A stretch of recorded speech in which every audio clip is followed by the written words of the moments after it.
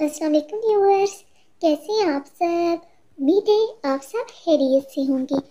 आज हम लेके आए हैं बहुत ही आसान और बहुत ही मज़ेदार रंगीन सेवइयाँ बनाने की रेसिपी। ये सेवइयाँ बहुत ही मज़े की बनती हैं।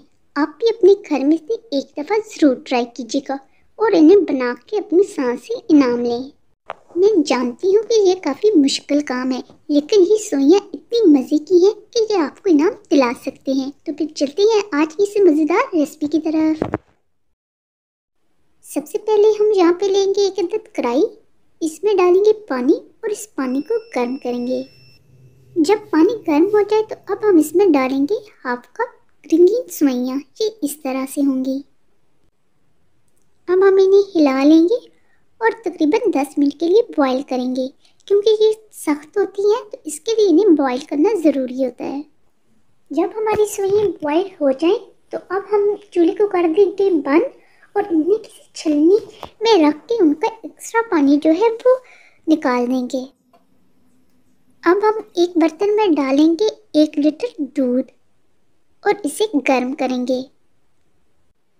जब हमारा दूध हल्के से गर्म हो जाए तो अब हम इसमें डालेंगे 1/4 कप ड्राई फ्रूट।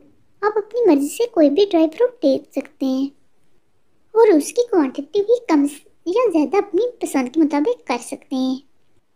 अब हम इसमें डालेंगे 3 से 4 सब्ज़ी इलायची खोल के। आप चाहें तो यहाँ पे सब्ज़ी इलायची के बीज भी इस्तेमाल कर सकते हैं। अब हम इसमें डालेंगे 1/2 कप चीनी, यानी कि 1 कप का तीसरा हिस्सा।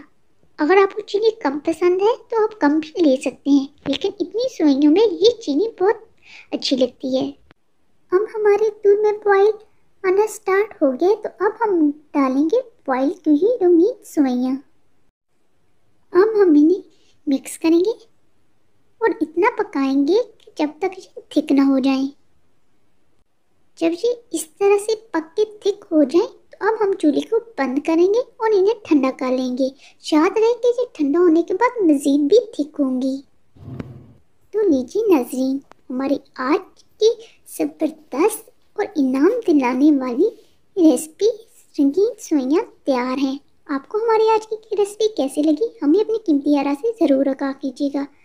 और अगर आपको ये रेसिपी पसंद आई है तो प्लीज़ हमारी वीडियो को लाइक कीजिए, इसे अपने फ्रेंड और फैमिली मेम्बर्स के साथ शेयर कीजिए और हमारे चैनल को सब्सक्राइब कीजिए। मिलते हैं फिर किसी नेक्स्ट वीडियो में एक नई रेसिपी के साथ। तब तक दुआओं में याद रखिएगा। अल्लाह हाफिज़।